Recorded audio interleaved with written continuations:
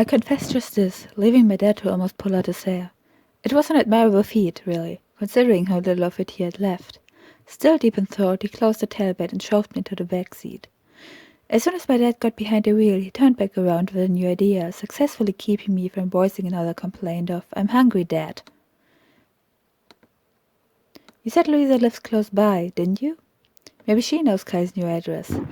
There was a decent possibility that he was right, so I had to direct my dad towards Louisa's house. Still a little subdued, I told him the directions to turn. Fortunately, Louisa didn't really live all that far away.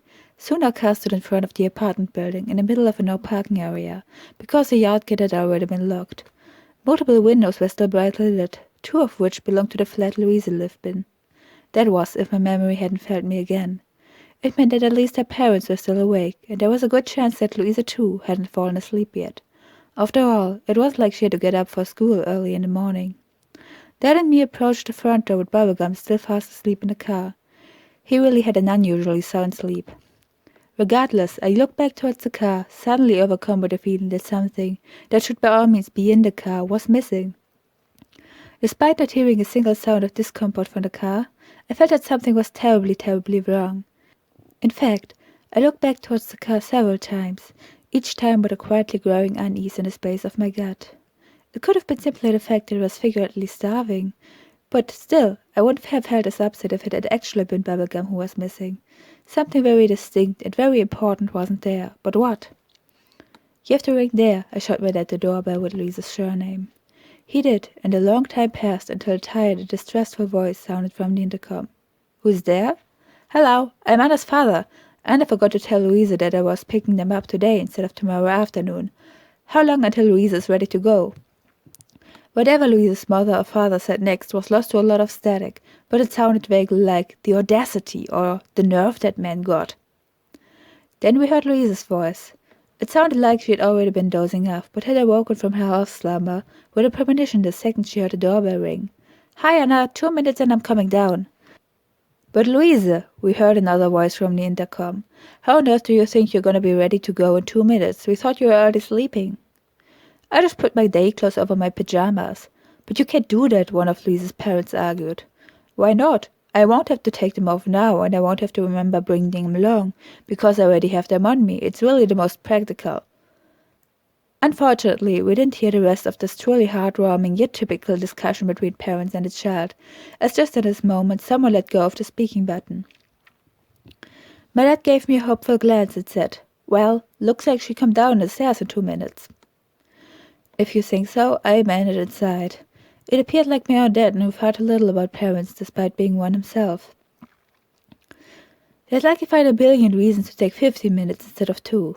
The toothbrush, for example. Every child needed the toothbrush, and they'd have to start an extensive search operation, because Louisa had chosen this specific evening to brush her teeth in front of the TV, and just left it someplace she didn't remember the moment she was done. And then they'd spent half an hour combing through the entire flat before finding the toothbrush in its usual mug on the sink. My dad and I spent the time waiting around in the cold, starving. I felt very hungry now.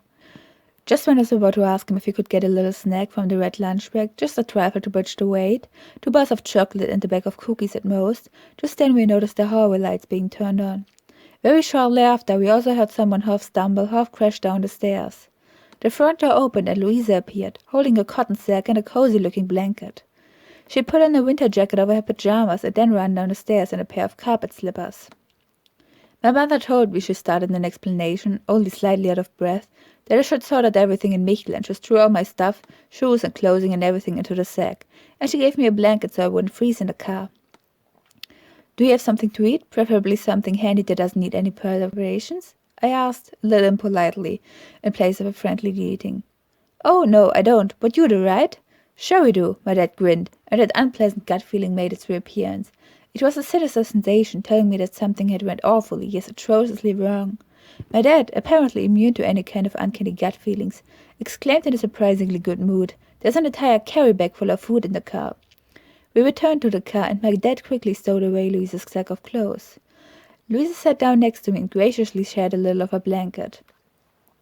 My dad swung himself into the front seat, shaking the entire car, before laboriously turning around to face us.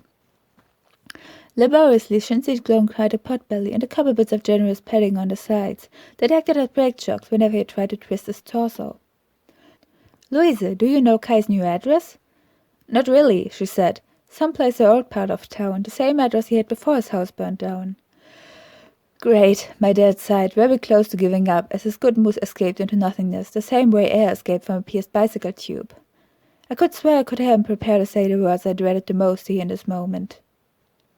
"Well, it seems like it's just going to be the four of us." I didn't want to leave without Kai. The last Christmas holidays had been one of the nicest I'd ever had. After everything, after catching the parsonage burglar, we'd gone on a lot of small expeditions all around Michel. Maika, Baba Gama, Louise, Kai, and me. It had almost felt like we were something akin to the famous five. No, Kai staying in Madao wasn't an option, just because we didn't know his exact address. Fortunately, Louise had another idea. "I know a friend of Kai's that he plays soccer with. He lives 2 blocks away from here. Maybe he knows where he lives."